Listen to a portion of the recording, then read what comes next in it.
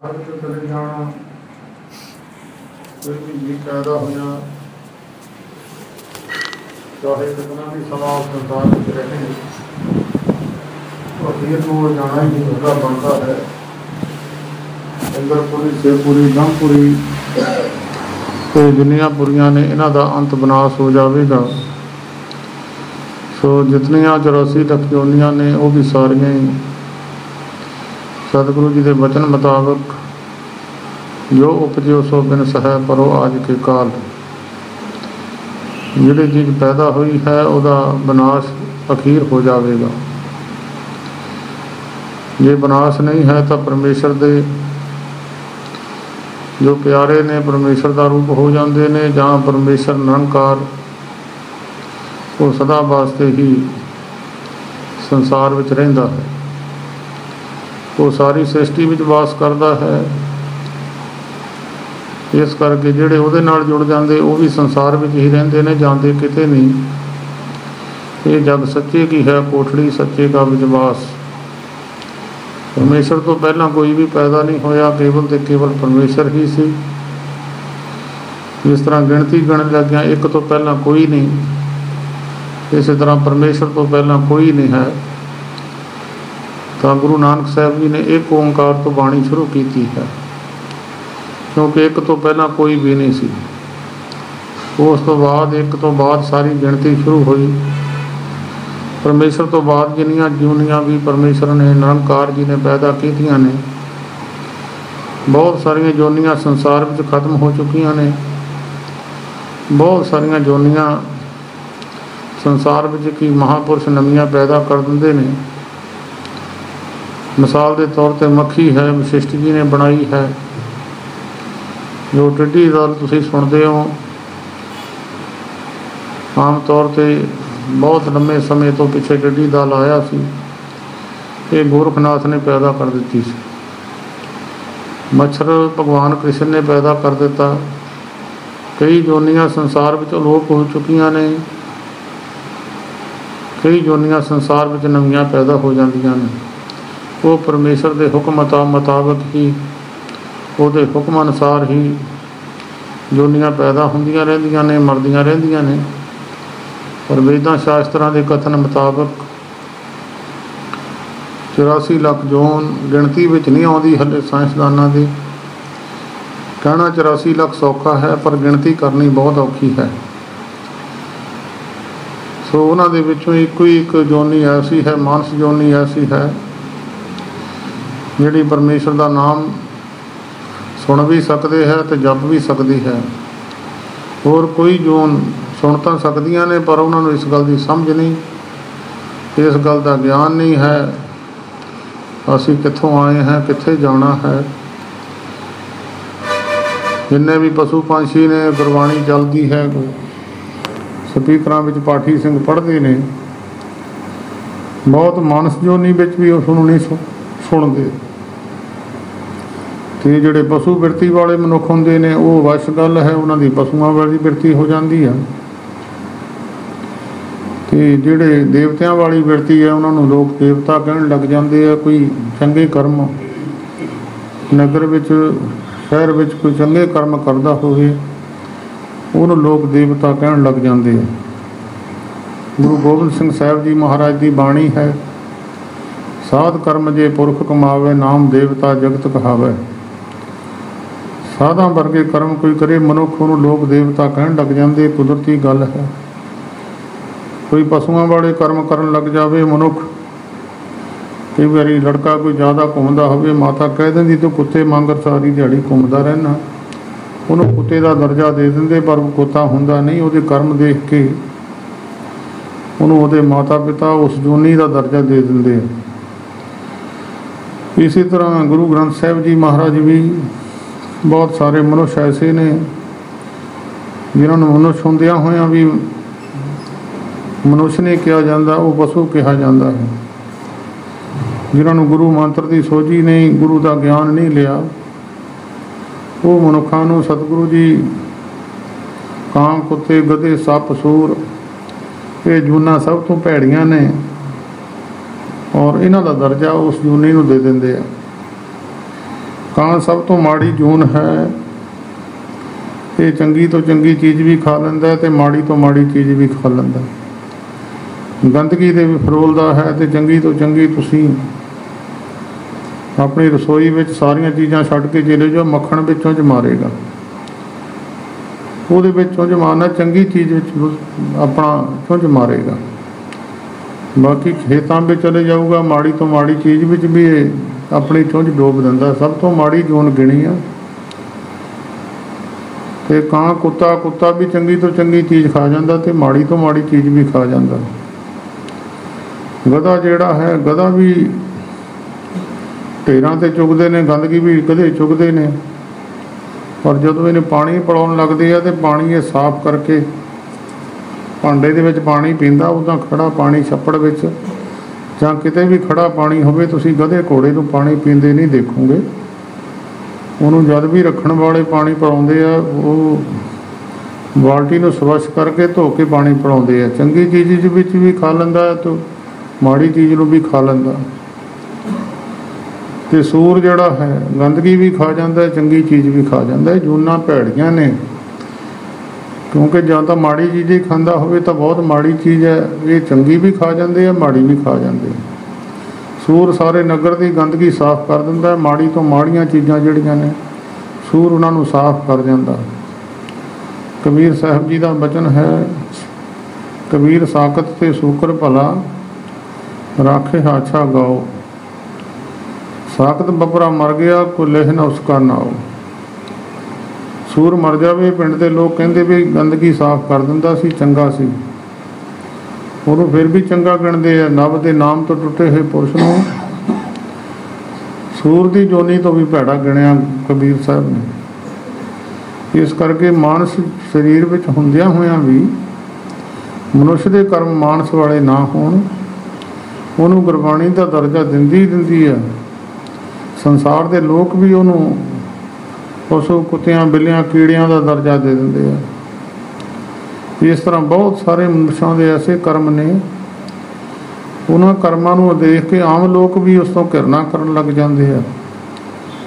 ਸੋ ਗੁਰੂ ਦੇ ਚਰਨਾਂ ਵਿੱਚ ਜਾ ਕੇ ਜਦ ਜੀਂਦੇ ਮਨੁੱਖ ਦੀ ਪੁੱਛ ਪ੍ਰਤੀਤ ਨਹੀਂ ਹੈ, ਉਸ ਆਤਮਾ ਦੀ ਮਰੇ ਹੋਏ ਤੇ ਗਾਹਾਂ ਵੀ ਪੁੱਛ ਪ੍ਰਤੀਤ ਨਹੀਂ ਹੁੰਦੀ। ਇਸ ਕਰਕੇ ਸੰਸਾਰ ਵਿੱਚ ਰਹਿੰਦਿਆਂ ਹੋਇਆਂ ਮਨੁੱਖ ਨੂੰ ਭਲੇ ਕਰਮ ਕਰਨੇ ਚਾਹੀਦੇ ਨੇ, ਰੱਬ ਦਾ ਨਾਮ ਲੈਣਾ ਚਾਹੀਦਾ ਹੈ, ਕਿਉਂਕਿ ਨਾਮ ਪਰਮੇਸ਼ਰ ਤੋਂ ਵੀ ਵੱਡਾ ਹੈ। ਕਿਸੇ ਮਨੁੱਖ ਦਾ ਨਾਮ ਹੈ, ਉਹ ਨਾਮ ਸਾਰੀ ਜਗ੍ਹਾ ਤੇ ਚੱਲਦਾ ਹੈ। ਮਿਸਾਲ ਦੇ ਤੌਰ ਤੇ ਹਿੰਦੁਸਤਾਨ ਦਾ ਪ੍ਰਧਾਨ ਮੰਤਰੀ ਹੈ, ਉਹ ਆਪ ਤਾਂ ਸਾਰੀ ਜਗ੍ਹਾ ਤੇ ਨਹੀਂ ਜਾ ਸਕਦਾ, ਪਰ ਉਹਦਾ ਨਾਮ ਸਾਰੀ ਜਗ੍ਹਾ ਤੇ ਚੱਲਦਾ ਹੈ। ਉਹ ਆਪਣੇ ਦਸਤਖਤ ਕਰਕੇ ਕਿਸੇ ਨੂੰ ਕਾਰਡ ਦੇ ਦੇਵੇ, ਸਾਰੇ ਹਿੰਦੁਸਤਾਨ ਵਿੱਚ ਹਰ ਇੱਕ ਜਗ੍ਹਾ ਤੇ ਉਹਦਾ ਨਾਮ ਚੱਲਦਾ ਹੈ। ਇਸ ਤਰ੍ਹਾਂ ਪਰਮੇਸ਼ਰ ਦਾ ਨਾਮ ਸਾਰੀ ਜਗ੍ਹਾ ਤੇ ਚੱਲਦਾ। ਜਿਹਦੀ ਕੋਈ ਪਰਮੇਸ਼ਰ ਨਾਲ ਬਣ ਆਉਂਦੀ ਆ, ਉਹ ਤੋਂ ਸਾਰੇ ਲੋਕ ਡਰਨ ਲੱਗ ਜਾਂਦੇ ਆ। ਪ੍ਰਧਾਨ ਮੰਤਰੀ ਦਾ ਕਾਰਡ ਦਿਖਾ ਦਿਓ, ਥਾਣੇ ਚਲੇ ਜਾਓ, ਬੜੇ ਬੜੇ ਅਫਸਰਾਂ ਕੋਲ ਚਲੇ ਜਾਓ, ਸਾਰੇ ਉਹਦਾ ਨਾਮ ਸੁਣ ਕੇ ਡਰ ਜਾਂਦੇ ਆ। ਇਸੇ ਤਰ੍ਹਾਂ ਪਰਮੇਸ਼ਰ ਦੇ ਨਾਮ ਦੇ ਨਾਲ, ਜਿੱਦਾਂ ਇੱਕ ਮੁਲਕ ਦੇ ਰਾਜੇ ਦੇ ਨਾਮ ਤੋਂ ਮੁਲਕ ਡਰਦਾ ਹੈ, ਇਸ ਤਰ੍ਹਾਂ ਪਰਮੇਸ਼ਰ ਦੇ ਨਾਮ ਤੋਂ ਵੀ ਸਾਰੀ ਸ੍ਰਿਸ਼ਟੀ ਡਰਦੀ ਆ। ਸਾਰੇ ਲੋਕ ਡਰਦੇ ਨੇ। ਲੋਕਾਂ ਤੋਂ ਇੱਕ ਪਾਸੇ ਜਿਹੜੇ ਜਮ ਲੋਕ ਦੇ ਜਮ ਹੈ, ਉਹ ਵੀ ਉਹਦੇ ਨਾਮ ਤੋਂ ਡਰਦਾ ਹੈ। ਜਮ ਨੇ ਹੀ ਆਤਮਾ ਨੂੰ ਫੜ ਕੇ ਪੇਸ਼ ਕਰਨਾ ਹੁੰਦਾ, ਜਮ ਹੀ ਉਹਦੇ ਨਾਮ ਤੋਂ ਡਰ ਜਾਂਦਾ। ਉਹ ਫਿਰ ਉਹਨੂੰ ਸਤਿਕਾਰ ਸਹਿਤ ਪੇਸ਼ ਕਰਦਾ। ਸੁਣ ਕੇ ਜਮ ਕੇ ਦੂਤ ਨਾਏ ਤੇਰੇ ਛੱਡ ਜਾਏ। ਜਮ ਕੇ ਦੂਤ ਜਿਹੜੇ ਆ, ਉਹ ਨਾਮ ਸੁਣ ਕੇ ਹੀ ਛੱਡ ਜਾਂਦੇ ਆ, ਜੀਵ ਤੋਂ ਕੰਬਣ ਲੱਗ ਜਾਂਦੇ ਆ ਕਿ ਇਹਦੀ ਪਰਮੇਸ਼ਰ ਦੇ ਨਾਲ ਬਣੀ ਹੋਈ ਹੈ। ਉਹਦੀ ਨਿਸ਼ਾਨੀ ਹੈ, ਜਿਹਦੇ ਅੰਦਰ ਨਾਮ ਹੁੰਦਾ ਉਹਦੀ ਨਿਸ਼ਾਨੀ ਹੁੰਦੀ ਆ। ਉਹ ਹਰ ਵੇਲੇ ਅੰਦਰ ਪਰਮੇਸ਼ਰ ਨੂੰ ਚੇਤੇ ਕਰਦਾ ਹੈ। ਜੀਵ ਦੇ ਨਾਲ ਪਰਮੇਸ਼ਰ ਦਾ ਨਾਮ ਜਪਦਾ ਹੈ, ਉਹਦੇ ਸਿਫਤ ਕਰਦਾ ਹੈ। ਅੱਖਾਂ ਦੇ ਨਾਲ ਗੁਰੂ ਦੇ ਦਰਸ਼ਨ ਕਰਦਾ ਹੈ। ਹਰੇਕ ਸਰੀਰ ਦੇ ਵਿੱਚ ਹਰੇਕ ਜਗ੍ਹਾ ਤੇ ਪਰਮੇਸ਼ਰ ਨੂੰ ਵਿਆਪਕ ਸਮਝਦਾ ਹੈ। ਅੰਤਰ ਗੁਰ ਅਰਾਧਨਾ ਜੇਬਾ ਜਪ ਗੁਰੂ ਨਾਮ। नेत्री सतगुर पेखना, सरवणी सुनना गुरु नाओ। ਕੰਨਾਂ ਨਾਲ ਪਰਮੇਸ਼ਰ ਦਾ ਨਾਮ ਸਰਵਣ ਕਰਨਾ। ਸਤਿਗੁਰ ਸੇਤੀ ਰਤਿਆਂ ਦਰਗਹਿ ਪਾਈਏ ਠਾਓ। ਇਹ ਰਤੇ ਹੋਏ ਪੁਰਸ਼ਾਂ ਦੀ ਨਿਸ਼ਾਨੀ ਆ, ਜਿਹੜੇ ਉਹਦੇ ਨਾਲ ਜੁੜੇ ਹੋਏ ਆ, ਉਹਨਾਂ ਨੂੰ ਕੋਈ ਵੀ ਕੁਛ ਨਹੀਂ ਕਹਿ ਸਕਦਾ। ਤਾਂ ਸਤਿਗੁਰੂ ਜੀ ਦੀ ਪਵਿੱਤਰ ਬਾਣੀ ਹੈ, ਜਿਹੜੇ ਪੁਰਖ ਜਪਦੇ ਆ, ਪੜ੍ਹਦੇ ਆ, ਬਾਣੀ ਦਾ ਸਤਿਕਾਰ ਕਰਦੇ ਆ, ਉਹਨਾਂ ਪੁਰਸ਼ਾਂ ਤੋਂ ਜਮ ਵੀ ਡਰ ਜਾਂਦਾ। ਤਾਂ ਨਾਮ ਦੀ ਵਡਿਆਈ ਸਤਿਗੁਰੂ ਜੀ ਨੇ ਚੌਥੇ ਪਾਤਸ਼ਾਹ ਗੁਰੂ ਰਾਮਦਾਸ ਮਹਾਰਾਜ ਦਾ ਹੁਕਮਨਾਮਾ ਹੈ। ਧਨਾਸਰੀ ਰਾਗ ਦੇ ਵਿੱਚ ਗੁਰੂ ਰਾਮਦਾਸ ਮਹਾਰਾਜ ਸੰਗਤ ਨੂੰ ਗਿਆਨ ਬਖਸ਼ਦੇ ਨੇ, ਨਾਮ ਦੀ ਵਡਿਆਈ ਮਹਿਮਾ ਕਰਕੇ ਇਸ ਨਾਮ ਦੀ ਦੱਸਦੇ ਆ ਕਿ ਜਿਹੜੇ ਨਾਮ ਦੇ ਨਾਲ ਰੂਹਾਂ ਜੁੜ ਜਾਂਦੀਆਂ, ਉਹਨਾਂ ਨੂੰ ਸੰਸਾਰੀ ਪਦਾਰਥਾਂ ਦੀ ਘਾਟ ਵੀ ਨਹੀਂ ਆਉਂਦੀ। ਸੰਸਾਰ ਵਿੱਚ ਸਤਿਕਾਰ ਦੀ ਜਗ੍ਹਾ ਵੀ ਉਹਨਾਂ ਦੀ ਹਰ ਜਗ੍ਹਾ 'ਤੇ ਵਿਆਪਕ ਹੈ। ਸਾਰਾ ਸ੍ਰਿਸ਼ਟੀ ਉਹਨਾਂ ਦਾ ਸਤਿਕਾਰ ਕਰਦੀ ਹੈ। ਹਿੰਦੁਸਤਾਨ ਦੀ ਧਰਤੀ 'ਤੇ ਕਈ ਵਾਰ ਹੀ ਮਧਮ ਬਾਦਸ਼ਾਹ ਹੋਇਆ। ਉਹ ਬਾਦਸ਼ਾਹ ਦੀ ਜਿਹੜੀ ਸੇਜਾ ਸੀ, ਸੌਣ ਵਾਲਾ ਮੰਜਾ ਸੀ, ਉਹਦੇ ਉੱਤੇ 1.25 ਮਣ ਚੰਬੇਲੀ ਦੇ ਫੁੱਲ ਹਰ ਰੋਜ਼ ਖਿਲਾਰੇ ਜਾਂਦੇ ਸੀ। ਚੰਬੇਲੀ ਦਾ ਫੁੱਲ ਜਿਹੜੇ ਫੁੱਲ ਲਾਉਂਦੇ ਆ, ਉਹਨਾਂ ਨੂੰ ਪਤਾ ਬਹੁਤ ਛੋਟਾ ਜਿਹਾ ਫੁੱਲ ਹੁੰਦਾ, 4 ਕੁ ਪੱਤੀਆਂ ਹੁੰਦੀਆਂ, ਉਹਦੀ ਸੁਗੰਧੀ ਬਹੁਤ ਹੁੰਦੀ ਹੈ। 1.25 ਮਣ ਚਮੇਲੀ ਦੇ ਫੁੱਲ, ਉਦੋਂ 1.25 ਮਣ 16 ਕਿਲੋ ਦਾ ਮਣ ਸੋਨਾ ਸਿਰ ਦਾ ਮਣ ਸੀ, ਅਤੇ 4 ਸਿਰ ਉੱਤੇ 20 ਸਿਰ ਫੁੱਲ ਇਕੱਠੇ ਕਰਕੇ ਉਹ ਮੰਜੇ 'ਤੇ ਵਿਛਾਉਣੇ। ਉਦੋਂ ਸੈਂਟ ਸੁੰਟਾਂ ਦੀ ਉਹ ਬਹੁਤ ਤਾਕਤ ਨਾਲ, ਉਹ ਜਿਹੜੀ ਕੁਦਰਤੀ ਨੇਚਰਲ ਸੁਗੰਧੀ ਆ ਫੁੱਲਾਂ ਦੀ, ਉਹ ਕਿਤੇੋਂ ਪ੍ਰਾਪਤ ਨਹੀਂ ਹੋ ਸਕਦੀ। ਗੁਲਾਬ ਦਾ ਫੁੱਲ ਹੈ, ਉਹਦੀ ਸੁਗੰਧੀ ਹੈ, ਉਹ ਸੈਂਟ ਨਾਲ ਉਹਦਾ ਮਿਲਾਪ ਨਹੀਂ, ਮੁਕਾਬਲਾ ਨਹੀਂ ਕੀਤਾ ਜਾ ਸਕਦਾ। ਉਹ ਚਮੇਲੀ ਦੇ ਫੁੱਲਾਂ ਨੂੰ ਉੱਤੇ ਖਿਲਾਰ ਕੇ, ਉੱਤੇ ਬਸਤਰ ਵਿਛਾ ਕੇ, ਸੁਗੰਧੀ ਵਾਲਾ ਕਮਰਾ ਬਣਾ ਕੇ ਉੱਤੇ ਸੌਂਦਾ ਸੀ। ਅਤੇ ਜਦੋਂ ਉਹਦਾ ਸੇਵਾ ਕਰਨ ਵਾਲੀ ਦਾਸੀ ਸੀ, ਨੌਕਰਾਣੀ ਸੀ, ਉਹ ਹਰ ਰੋਜ਼ ਨਵੇਂ ਫੁੱਲ ਮਾਲੀ ਲਿਆ ਕੇ ਦਿੰਦਾ ਸੀ ਅਤੇ ਉੱਤੇ ਉਹ ਖਿਲਾਰਦੀ ਸੀ, ਝਾੜੂ ਬਹਾਰੂ ਕਰਦੀ ਸੀ। ਇੱਕ ਦਿਨ ਝਾੜੂ ਫੇਰਦਿਆਂ ਨੌਕਰਾਣੀ ਨੇ ਆਲਾ ਦੁਆਲਾ ਦੇਖਿਆ, ਕਮਰਾ ਖਾਲੀ ਸੀ, ਉੱਥੇ ਬੰਦਾ ਕੋਈ ਹੈ ਨਹੀਂ ਸੀ। ਉਹ ਨੌਕਰਾਣੀ ਨੇ ਮਨ 'ਚ ਸੋਚਿਆ ਵੀ ਸਾਨੂੰ ਸਾਰੇ ਜੀਵਨ ਦੇ ਵਿੱਚ, ਸਾਰੀ ਜ਼ਿੰਦਗੀ ਵਿੱਚ ਐਸਾ ਸਮਾਂ ਨਹੀਂ ਮਿਲਣਾ ਕਿਤੇ, ਨਾ ਇਹ ਸੇਜਾ ਹੀ ਪ੍ਰਾਪਤ ਹੋਣੀ ਆ। ਇੱਦਾਂ ਦੇ ਜਿਹੜੇ ਮਖਮਲੀ ਬਿਸਤਰੇ ਆ, ਇੱਦਾਂ ਦੀ ਸੁਗੰਧੀ ਵਾਲੇ ਬਿਸਤਰੇ ਆ, ਸੁੰਦਰ ਸੇਜਾ ਜਿਹੜੀਆਂ ਨੇ, ਸਾਨੂੰ ਤਾਂ ਜ਼ਿੰਦਗੀ 'ਚ ਵੀ ਪ੍ਰਾਪਤ ਨਹੀਂ ਹੋ ਸਕਦੀਆਂ। ਉਹਨੇ ਕਿਹਾ ਇੱਕ ਦਿਨ ਇਸ ਦਾ ਆਨੰਦ ਲੈ ਕੇ ਦੇਖ ਲਈਏ। ਹੁਣ ਦੇਖਦਾ ਤਾਂ ਕੋਈ ਹੈ ਨਹੀਂ। ਉਹ ਨੌਕਰਾਣੀ ਮੰਜੇ 'ਤੇ ਲੰਮੀ ਪੈ ਗਈ।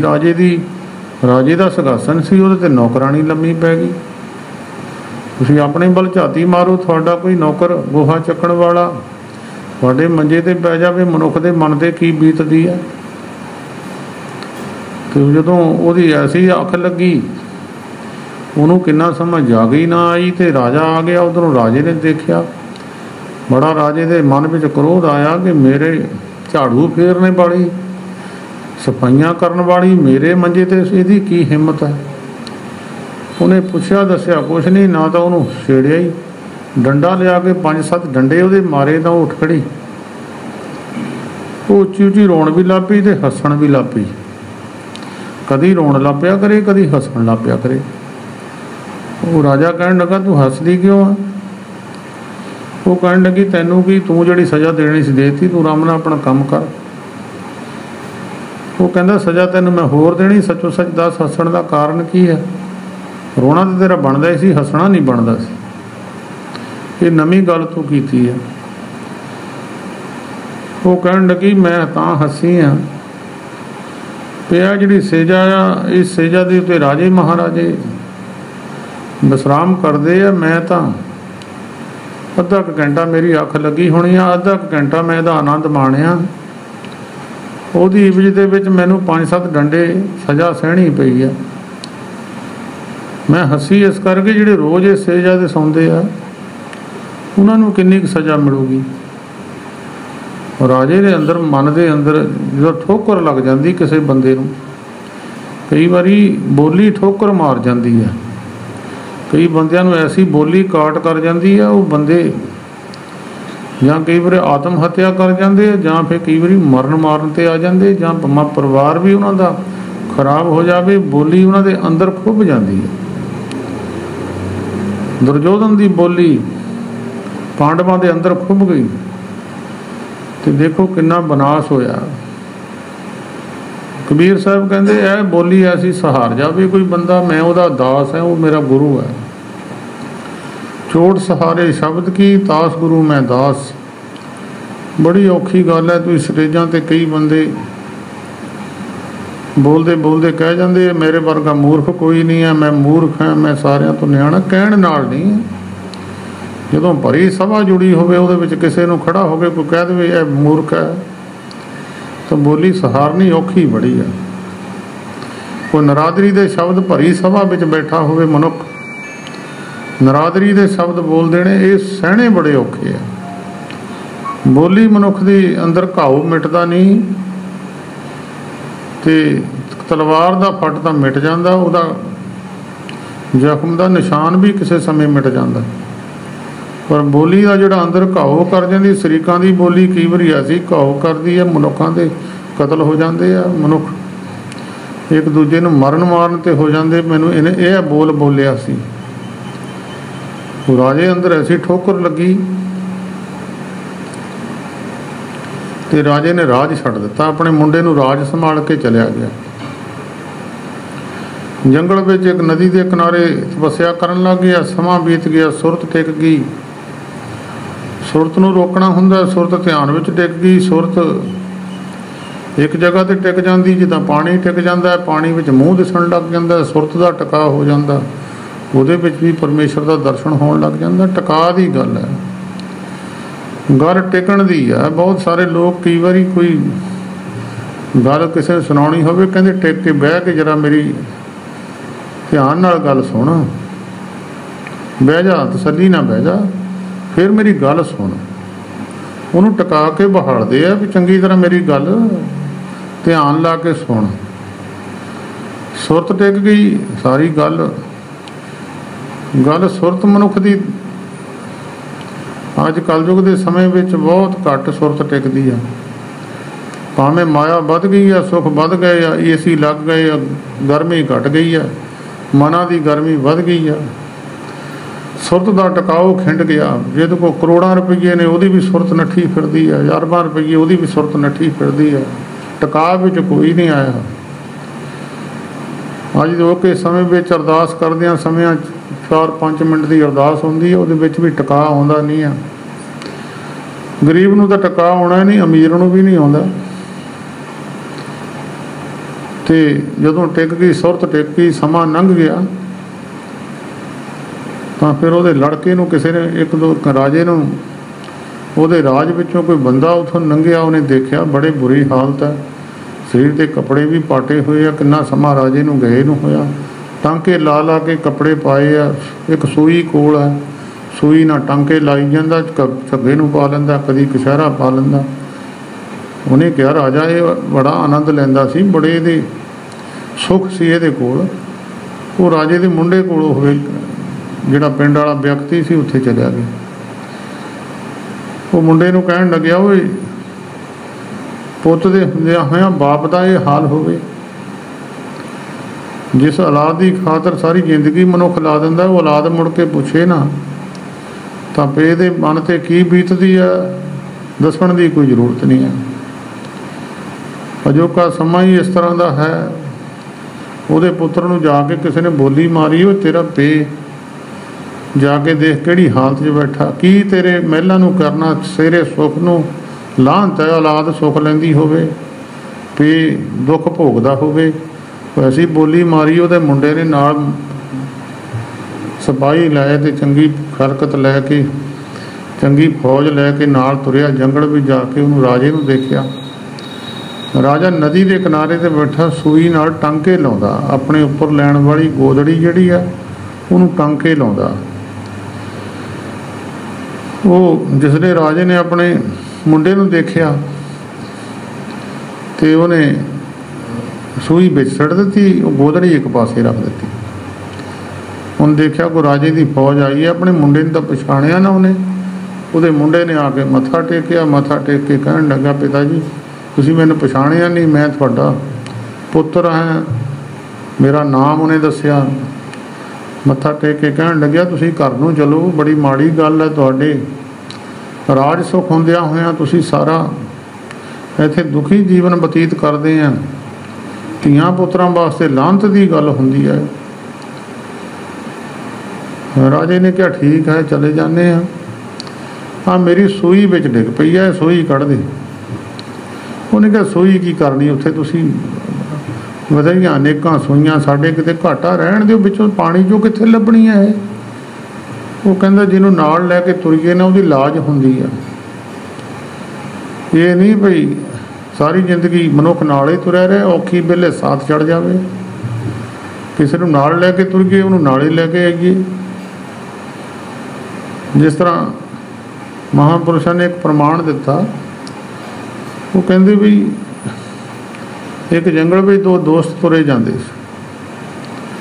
ਤੁਰਿਆਂ ਜਾਂਦਿਆਂ ਜਾਂਦਿਆਂ ਬੜੀ ਗੂੜੀ ਮਿੱਤਰਤਾ ਸੀ, ਇੱਕ ਦੂਜੇ ਤੋਂ ਬਿਨਾਂ ਪਾਣੀ ਵੀ ਨਹੀਂ ਸੀ ਪੀਂਦੇ, ਇੱਕ ਦੂਜੇ ਤੋਂ ਬਿਨਾਂ ਰਹਿੰਦੇ ਵੀ ਨਹੀਂ ਸੀ, ਬੜਾ ਜ਼ਿਆਦਾ ਪਿਆਰ ਸੀ। ਤੁਰਿਆਂ ਜਾਂਦਿਆਂ ਜਾਂਦਿਆਂ ਮੋਹਰੇ ਰਿਛ ਆ ਗਿਆ। ਰਿਛ ਦਾ ਉਹਨੇ ਕਿਹਾ ਵੀ ਰਿਛ ਤਾਂ ਖਾ ਜੂਗਾ। ਇੱਕ ਮੁੰਡਾ ਚੁਸਤ ਸੀ, ਉਹ ਨੱਠ ਕੇ ਦਰਖਤ 'ਤੇ ਚੜ੍ਹ ਗਿਆ। ਦੂਆ ਵਿਚਾਰਾ ਦਰਖਤ 'ਤੇ ਚੜ੍ਹਨਾ ਜਾਣਦਾ ਨਹੀਂ ਸੀ। ਉਹਨੇ ਕਿਹਾ ਹੁਣ ਕੀ ਕੀਤਾ ਜਾਵੇ। ਉਹਨੇ ਸੋਚਿਆ ਲੰਮੇ ਪੈ ਜਾਂਦੇ ਆ, ਸੁਣਿਆ ਮਰੇ ਨੂੰ ਰਿਛ ਖਾਂਦਾ ਨਹੀਂ ਹੈ। ਉਹ ਸਾਹ ਘੜੀਸ ਕੇ ਲੰਮਾ ਪੈ ਗਿਆ। ਰਿਛ ਆਇਆ ਕੋਲ, ਉਹਨੂੰ ਮੁੰਡੇ ਨੂੰ ਸੁੰਘਿਆ, ਸੁੰਘ ਕੇ ਸਾਰੇ ਸਰੀਰ ਨੂੰ ਕੰਨਾਂ ਕੋਲ ਸੁੰਘਿਆ, ਮੂੰਹ ਕੋਲੋਂ ਸੁੰਘਿਆ, ਸਾਹ ਦੇਖਿਆ ਸਾਹ ਚੱਲਦਾ ਕਿ ਨਹੀਂ। ਉਹਨੇ ਸਾਹ ਬੰਦ ਕਰ ਰੱਖਿਆ। ਰਿਛ ਚਲਿਆ ਗਿਆ। ਦਰਖਤ ਵਾਲਾ ਉਤਰ ਕੇ ਫਿਰ ਥੱਲੇ ਨੂੰ ਆਇਆ ਤੇ ਦੋ ਜਣੇ ਇਕੱਠੇ ਹੋ ਕੇ ਤੁਰ ਪਏ। ਤਾਂ ਦਰਖਤ ਵਾਲਾ ਪੁੱਛਣ ਲੱਗੇ, ਜਿਹੜਾ ਉੱਪਰ ਚੜ੍ਹਿਆ ਸੀ, ਕਹਿੰਦਾ ਉਹ ਰਿਛ ਤੇਰੇ ਕੰਨ ਵਿੱਚ ਕੀ ਕਹਿੰਦਾ ਸੀ? ਉਹ ਕਹਿੰਦਾ ਰਿਛ ਮੇਰੇ ਕੰਨ 'ਚ ਕਹਿੰਦਾ ਸੀ ਜਿਹੜਾ ਔਖੀ ਵੇਲੇ ਸਾਥ ਛੱਡ ਜਾਵੇ ਸੱਜਣ ਨਹੀਂ ਹੁੰਦਾ, ਉਹ ਦੋਸਤ ਨਹੀਂ ਹੁੰਦਾ। ਪਰਖ ਔਖੀ ਵੇਲੇ ਹੁੰਦੀ ਆ, ਪੇਪਰ ਜਦੋਂ ਪੈਂਦਾ ਗੱਲ ਉਦੋਂ ਹੀ ਹੁੰਦੀ ਆ। ਅੱਗੇ ਪਿੱਛੇ ਸੁਖ ਮੈਂ ਆਣ ਬਹੁਤ ਮਿਲ ਵੈਸਤ ਰਹਿਤ ਚਾਹੂੰ ਦਸ ਘੇਰੇ, ਬਿਪਤ ਪਰੀ ਸਭ ਹੂੰ ਸੰਗ ਛਾੜਤ ਕੋ ਨਾ ਆਵਤ ਨੇਰੇ। ਕਹਿੰਦਾ ਮੈਂ ਸੂਈ ਨਾਲ ਲੈ ਕੇ ਤੁਰਿਆ ਸੀ, ਇੱਕ ਸਰਾਣਾ ਸੀ, ਇੱਕ ਸੂਈ ਸੀ। ਇਹ ਦੋ ਤਿੰਨ ਚੀਜ਼ਾਂ ਮੈਂ ਚੱਕੀਆਂ ਸੀ। ਸਰਾਣਾ ਤਾਂ ਮੈਂ ਜਦੋਂ ਦੇਖਿਆ ਕਈ ਲੋਕ ਥੱਲੇ ਲੰਮੇ ਪਏ ਆ, ਮੈਂ ਕਿਹਾ ਐਵੇਂ ਨਾਲ ਚੱਕੀ ਫਿਰਨਾ। ਸੂਈ ਮੇਰੀ ਜੇਬ ਵਿੱਚ ਸੀ, ਫਿਰ ਮੈਂ ਇਹ ਨਾਲ ਹੀ ਲੈ ਲਈ। ਜਦ ਉਹਦੇ ਮੁੰਡੇ ਨੇ ਕਿਹਾ ਵੀ ਸਿਪਾਹੀਆਂ ਨੂੰ ਕਿਹਾ ਵੀ ਇੱਥੇ ਸੂਈ ਡਿੱਗੀ, ਤੁਸੀਂ ਚੱਕੋ। ਕਿੱਥੇ ਪੁੱਛਿਆ ਕਿੱਥੇ? ਕੋਨੇ ਇੱਥੇ ਡਿੱਗੀ ਹੈ। ਪਾਣੀ ਵਿੱਚੋਂ ਸੂਈ ਕਿੱਥੇ ਲੱਭਣੀ ਸੀ? ਬੜਾ ਯਤਨ ਕੀਤਾ ਉਹਨੇ, ਇਨਾਮ ਦੇਣ ਦੀ ਕੋਸ਼ਿਸ਼ ਵੀ ਕੀਤੀ, ਸੂਈ ਲੱਭੀ ਨਾ। ਫਿਰ ਜਦੋਂ ਕੋਸ਼ਿਸ਼ ਜ਼ੋਰ ਲਾ ਹਟਿਆ ਤੇ ਫਿਰ ਤੁਰਨ ਲੱਗ ਗਏ। ਰਾਜਾ ਇਬਰਾਹੀਮ ਨੇ ਮਾਰੀ ਬੋਲੀ, ਮੱਛੀਓ ਮੇਰੀ ਸੂਈ ਡਿੱਗ ਪਈ ਆ, ਇਹ ਫੜਾ ਦਿਓ। ਇੱਕ ਮੱਛੀ ਨੇ ਸੂਈ ਫੜੀ, ਉੱਪਰ ਨੂੰ ਮੂੰਹ ਕੱਢ ਦਿੱਤਾ। ਰਾਜੇ ਨੇ ਸੂਈ ਫੜ ਲਈ, ਕਹਿਣ ਲੱਗਿਆ ਦੇਖ ਤੇਰਾ ਹੁਕਮ ਚੱਲਦਾ, ਜਿੰਨਾ ਕੁ ਤੇਰਾ ਰਾਜ ਹੈ ਉਹਦੇ ਵਿੱਚ ਵੀ ਕਈ ਬੰਦੇ ਤੇਰਾ ਹੁਕਮ ਮੰਨਣ ਤੋਂ ਮੁਨਕਰ ਹੈ। ਕਈ ਰਾਜ ਦੇ ਵਿੱਚ ਹੁੰਦਿਆਂ ਹੋਇਆਂ ਰਾਜਾ ਜ਼ਬਰਦਸਤੀ ਹੁਕਮ ਮਨਾਉਂਦਾ, ਕਈ ਲੋਕ ਮੰਨਦੇ ਨਹੀਂ ਆ। ਮੇਰਾ ਹੁਕਮ 84 ਲੱਖ ਸ੍ਰਿਸ਼ਟੀ ਦੇ ਜਿੰਨੇ ਜੀਵ ਹੈ ਮੇਰਾ ਹੁਕਮ ਮੰਨਦੇ ਆ। 184 ਮੇਦਨੀ ਸਭ ਸੇਵ ਕਰਨ ਦਾ। 84 ਲੱਖ ਜੋਨ ਉਸ ਬੰਦੇ ਦੀ ਸੇਵਾ ਕਰਦੀ ਹੈ ਜਿਹੜਾ ਪਰਮੇਸ਼ਰ ਦੇ ਨਾਮ ਦੇ ਨਾਲ ਜੁੜ ਜਾਂਦਾ। ਲੇਖਾ ਕੋਈ ਨਾ ਪੁੱਛੀ ਜਾਂ ਹਰ ਬਖਸ਼ੰਦਾ, ਜਿਹੜੇ ਪਰਮੇਸ਼ਰ ਦੇ ਨਾਮ ਨਾਲ ਜੁੜ ਜਾਂਦੇ ਉਹਨਾਂ ਦਾ ਲੇਖਾ ਨਹੀਂ ਪੁੱਛਿਆ ਜਾਂਦਾ, ਕੋਈ ਹਿਸਾਬ ਨਹੀਂ ਪੁੱਛਦਾ ਮੋਹਰੇ। ਧਰਮ ਰਾਜਾ ਵੀ ਹਿਸਾਬ ਨਹੀਂ ਪੁੱਛਦਾ। ਧਰਮ ਰਾਜਾ ਉਲਟਾ ਉਹਨਾਂ ਬੰਦਿਆਂ ਦੀ ਸੇਵਾ ਕਰੂਗਾ। ਆਓ ਬੈਠੋ ਭਾਈ, ਸਾਧ ਸੰਗ ਧਰਮ ਰਾਏ ਕਰੇ ਸੇਵਾ। ਸਾਧੂ ਦੀ ਸੰਗਤ ਨਾਲ ਧਰਮ ਰਾਜਾ ਸੇਵਾ ਕਰੂਗਾ, ਸਜ਼ਾ ਨਹੀਂ ਦਊਗਾ, ਪਾਪੀਆਂ ਨੂੰ ਸਜ਼ਾ ਦਊਗਾ। ਗੁਰਬਾਣੀ ਲਿਖਦੀ ਹੈ। ਧਨਾਸਰੀ ਰਾਗ ਵਿੱਚ ਧਨਾਸਰੀ ਰਾਗਣੀ ਹੈ। ਚੌਥੇ ਪਾਤਸ਼ਾਹ ਗੁਰੂ ਰਾਮਦਾਸ ਮਹਾਰਾਜ ਦੀ ਪਵਿੱਤਰ ਬਾਣੀ ਹੈ। ਉਹ ਲਿਖਦੇ, ਇੱਛਾ ਪੂਰਕ ਸਰਬ ਸੁਖ ਦਾਤਾ ਹਰ। ਭਾਈ ਪਰਮੇਸ਼ਰ ਸਾਰੀਆਂ ਇੱਛਾ ਪੂਰੀਆਂ ਕਰ ਦਿੰਦਾ। ਜਿੰਨੇ ਆਪਾਂ ਦੁਨੀਆ ਦੇ ਵਿੱਚ ਲੋਕ ਹਨ, ਜਿੰਨੇ ਮਨੁੱਖ ਜਾਤੀ ਹੈ, ਹੈ ਤਾਂ ਪਸ਼ੂਆਂ ਦੀ ਵੀ ਇੱਛਾ ਬਣੀ ਹੁੰਦੀ ਆ, ਕੋਈ ਪੱਠਿਆਂ ਦੀ, ਕੋਈ ਪੇੜੇ ਦੀ। पर मनुष्यों की अपनी अपनी इच्छा है। जरूरी नहीं सारिਆਂ ਦੀ परमेश्वर ਨੂੰ मिलण की इच्छा होवे, जरूरी नहीं है कि सारिਆਂ ਦੀ पदार्थां की इच्छा होवे। कईयां को पदार्थां के ढेर लगे है, शरीर की तंदुरुस्ती है नहीं। कईयां को शरीर भी तंदुरुस्त है, पदार्थ भी बड़े ने, उन्हां दी औलाद किहा नहीं मनदी। कईयां दे सब कुछ ही है, औलाद भी किहा मनदी है। परिवारक झगड़े कलेश, जे हरेक बंदे नूं खड़ा करके पुछिए इच्छा बखरी बखरी है, हरेक बंदे दी इक्को ही नहीं है।